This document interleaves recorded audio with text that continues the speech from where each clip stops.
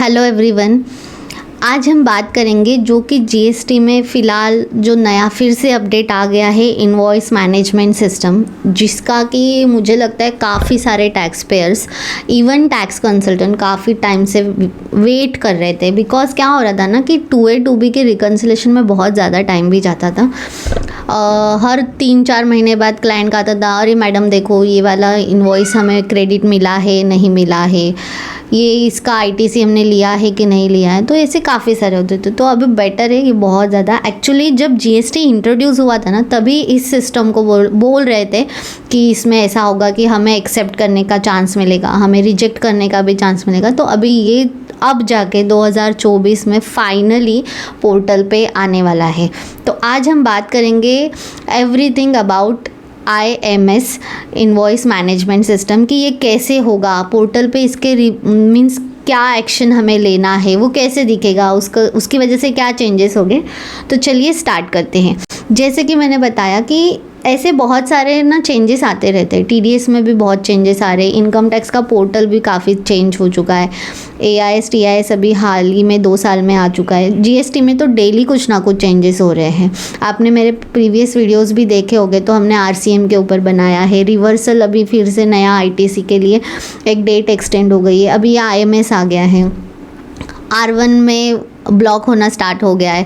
फिर उसके B2CL के टेबल जो थे उसमें लिमिट्स चेंज हो गए। ऐसे काफ़ी सारे चेंजेस है जो डेली बेसिस पे आ रहे हैं। एंड इसकी वजह से जो इस फील्ड में है अकाउंट्स एंड टैक्सेशन के, फिर चाहे आप अकाउंटेंट हो या आप एक प्रैक्टिस कर रहे हो, आपको ये सब चीज़ों के बारे में डेली अपडेटेड होना बहुत ज़्यादा ज़रूरी हो गया है।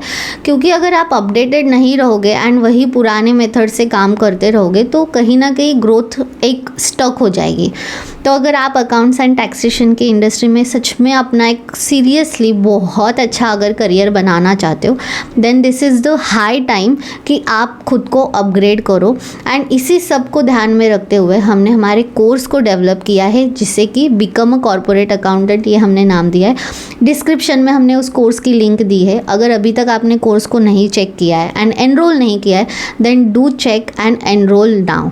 डेफिनेटली आपकी लाइफ का ये एक turning point and best decision होगा। तो चलिए स्टार्ट करते हैं आज के वीडियोस के लिए। चैनल पे फर्स्ट टाइम आए हो तो देन सब्सक्राइब ज़रूर कर लेना एंड हमारे पेज को भी ज़रूर फॉलो कर लेना, ऐसे डेली बेसिस के अपडेट्स एंड नॉलेज के लिए। तो ये इनवॉइस मैनेजमेंट सिस्टम है क्या, वो देखते हैं। अब इसमें क्या होता है ना, जैसे कि हम लोग R1 फाइल करते हैं, सामने वाले को 15 तारीख को वो 2B जनरेट होता है, वो चेक करते हैं ओके है, देन 3B फाइल होता है। वैसे ही जैसे कि हमने R1 फाइल किया एंड सामने वाले ने 2B में वो चेक किया, बट वो उस पर कुछ एक्शन नहीं ले पाता है कि वो इन्वॉइस सही है या नहीं है। जैसे R1 में आज हमने सेल्स डाली, पेमेंट नहीं आया, हम नेक्स्ट मंथ क्रेडिट नोट डाल सकते हैं, बट 2B में आज के डेट में ऐसा कुछ ऑप्शन नहीं था उसे एक्सेप्ट करना या रिजेक्ट करना। तो उसके लिए इसे इम्प्लीमेंट कर दिया है, नोटिफिकेशन आ गया है। ये जो सिस्टम, ये जो फैसिलिटी है वो एप्लीकेबल अवेलेबल हो जाएगी पोर्टल पे 1 October onwards. That means 3rd quarter से ये एप्लीकेबल हो जाएगी। फंक्शंस उसके जो स्टार्ट हो जाएंगे पोर्टल पे। इसका जो इम्पॉर्टेंट जो मोटिव है लाने का वो यही है कि जो भी हमें 2B में दिख रहे हैं इनवॉइसेस, उसे हम आइदर एक्सेप्ट कर सके, रिजेक्ट कर सके या फिर उसे पेंडिंग में रख सके।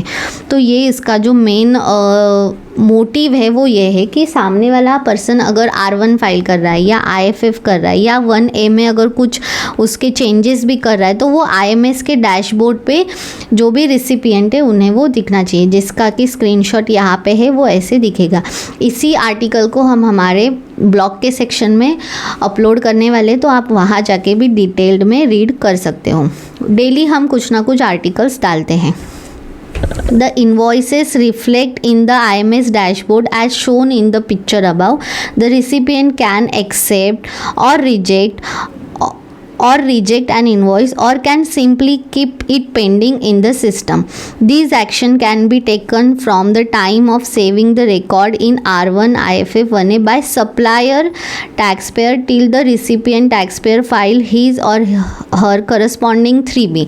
मीन्स सप्लायर ने R1 डाल दिया, अगर उसे कुछ चेंजेस करना है तो वो 1A में चेंज कर सकता है, एंड जो रिसिपिएंट है वो 3B फाइल करने के पहले अगर उसने 2B चेक किया एंड उसने एक्सेप्ट रिजेक्ट या पेंडिंग कर दिया एंड उसके बाद 3B फाइल किया, तो उसके इसके पहले ये सारे जो चीज़ें हैं वो हो जानी चाहिए. अब हम देखते हैं. अब मान के चलिए कि सप्लायर ने कोई भी अमेंडमेंट कर दिया इनवॉइस में R1 में, जैसे कि मैंने बताया कि मैंने 10,000 का इनवॉइस R1 में डाल दिया, बट मुझे पता चला वो 10,000 नहीं, वो 20,000 का होना चाहिए था, तो मैंने 1A के थ्रू उसे चेंजेस भी कर दिया. तो सेम जो है वो IMS में, जैसे कि उसके ITC में भी वो ऑटोमेटिक वो कैच कर लेगा, फेच कर लेगा उसके जो चेंजेस है, उसका जो 2B है वो उसमें चेंज हो जाएगा. Corresponding to the same will flow in 2B of the recipient generated for the subsequent month only. The invoices which would be kept pending can be availed by taxpayer at any future point at the time but not later than limit prescribe by section 16. Means within 6 months आपको वो either accept करना है, reject करना है, या फिर pending रखा है तो आपको वो एक्सेप्ट करना है या रिजेक्ट करना है. All the invoices or records reported or saved by the supplier taxpayer in 1 or IFF or 1A will be available in IMS dashboard of the recipient taxpayer for taking the action. Means all records दिखेंगे कि कोई quarterly returns file करते हैं but उन्हें IFF करना पड़ता है क्योंकि B2B के ट्रांजैक्शन से एंड सामने वाला मंथली में है, तो उन्हें वो सारे रिकॉर्ड्स भी इसमें दिखने वाले. At the time of generation of 2B, only the filed invoices recorded by the supplier will be considered for the computation of ITC. Based on the current cutoff date, action taken by the recipient, a draft 2B will be made available to recipient on 14th of subsequent month. जैसे कि आज के date में हो रहा है 13-14 को जो भी 2B की रिपोर्ट्स है वो जनरेट हो जाती हैं. However, the recipient will be free to take action, accept, reject or pending even after generation of 2B till the filing 3B. 3B file करने के पहले आपको जो भी है वो एक्शन लेना है. दैट मीन्स 14 से लेके बिफोर 20 या 22 जो भी डेट्स होती है उसके पहले. अब ये जो पॉइंट है वो इम्पॉर्टेंट है. On the basis of action taken by taxpayer category mention below. No action taken अगर है, these are invoices record where no action has been taken by recipient, these will be treated as deemed accepted. कोई action नहीं ली तो वो deemed accepted होगा. अगर accept किया है तो वो एक्सेप्ट में जाएगा, रिजेक्ट किया है तो रिजेक्ट में जाएगा, पेंडिंग है तो वो कैरी फॉरवर्ड होगा इन IMS itself for further action in subsequent month. But आपको वो with in 6 month ITC either claim करना है या रिजेक्ट करना है. बस इस पॉइंट को देखना है कि अगर आप कुछ भी नहीं लेते हो तो वो डीम्ड एक्सेप्टेड माना जाएगा.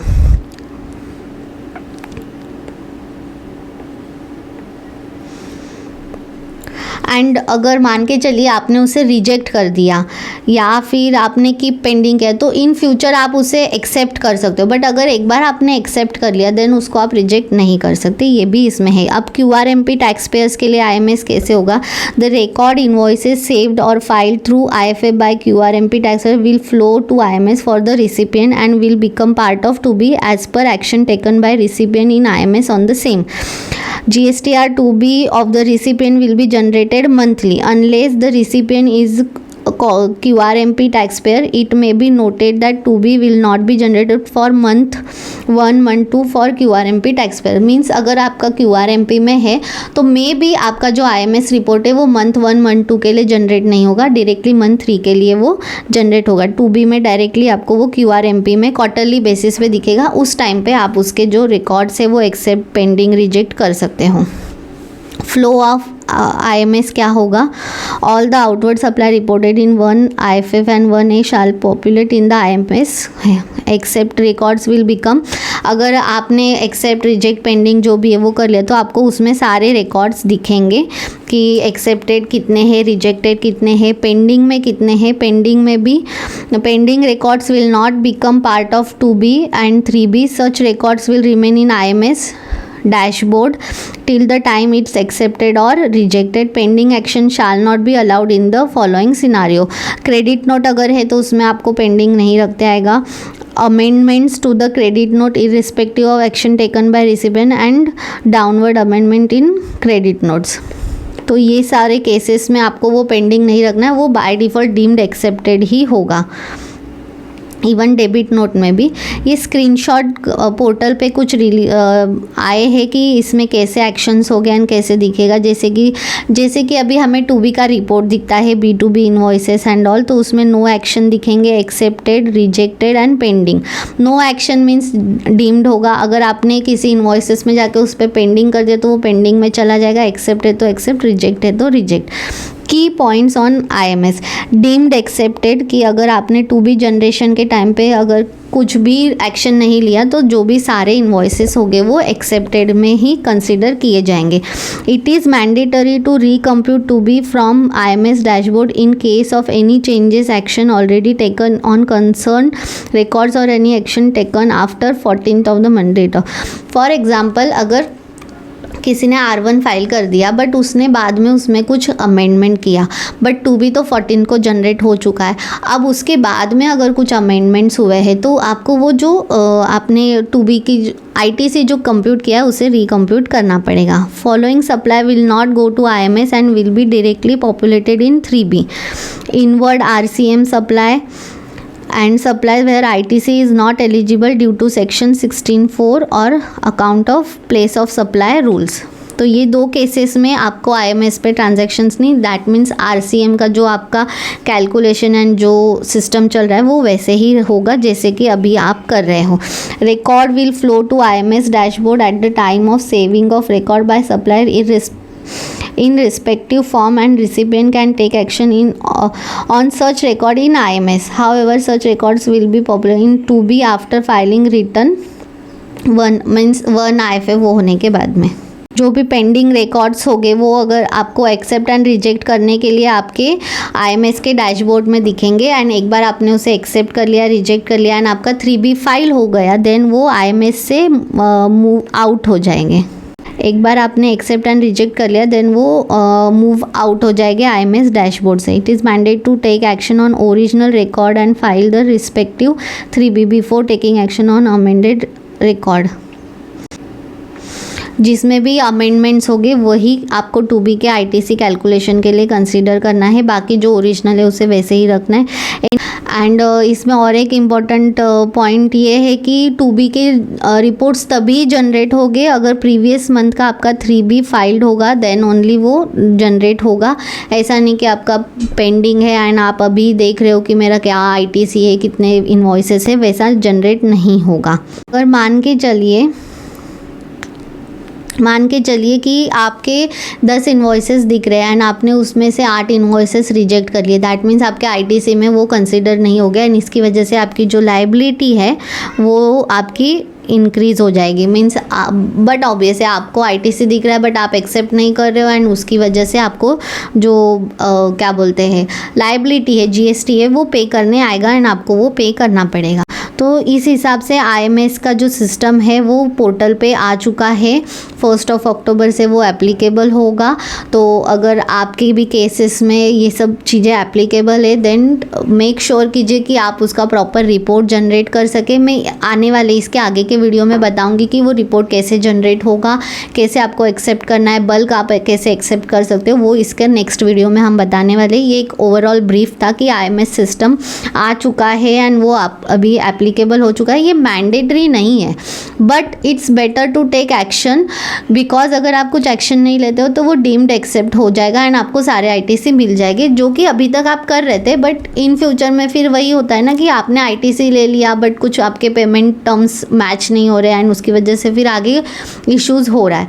तो इसीलिए बेटर है कि आप उस पर एक्शन लीजिए. एक्सेप्ट करना है, रिजेक्ट करना है, चाहे भले ही सब सारे एक्सेप्ट कीजिए बट उसे प्रैक्टिस में डालिए बिकॉज अभी ये इंट्रोड्यूस किया है, फ्यूचर में इसे मैंडेटरी भी कर देंगे. एक बार पोर्टल पे ये प्रॉपर तरीके से आ जाए देन उसे मैंडेटरी भी गवर्नमेंट कर देगी. ऐसा नहीं कि इसे ऑप्शनल ही रखा जाएगा. नो, अगर इसे लाया है तो फिर डेफिनेटली वो मैंडेटरी भी हो जाएगा. बेटर है कि आप इसकी आदत अभी से डालिए एंड प्रॉपर तरीके से एवरी मंथली चेक कीजिए। मुझे ऐसे लगता है बीइंग अ बिजनेस ओनर, ये हर एक एसएससी की, हर एक टैक्स पेयर की अपनी जिम्मेदारी होती है कि मेरे रिटर्न्स जो जा रहे हैं वो सही से जा रहे हैं या नहीं जा रहे, ये देखने की। टैक्स कंसल्टेंट प्रोफेशनल्स कैलकुलेशंस करते हैं, वो उनका 100% देते हैं, but being a business owner, आपका बिजनेस है, आपको each and every calculation check करना एंड उसका पीछे का पूरा हिस्ट्री पता होना बहुत ज़्यादा ज़रूरी है। एंड ये तब होगा जब आप इसमें अच्छे से ध्यान दोगे एंड ये सारे जो अपडेट्स है उसे आप टाइमली खुद को उससे अपडेटेड रखोगे, देन ओनली ये पॉसिबल है। सो आई होप कि आपको आज का वीडियो अच्छा लगा हो एंड ये इन्फॉर्मेशन अच्छी लगी हो। अगर थोड़ा भी आपको वैल्यू एडिशन लगता है देन आपके कांटेक्ट में से ज़रूर आपके कांटेक्ट में शेयर करें ताकि उन्हें भी ये सारी चीज़ें पता चल सके। अभी तक हमारे कोर्स को चेक नहीं किया तो अभी जाके कोर्स को ज़रूर चेक करें। तब तक के लिए खुश रहिए, हंसते रहिए। नमस्ते।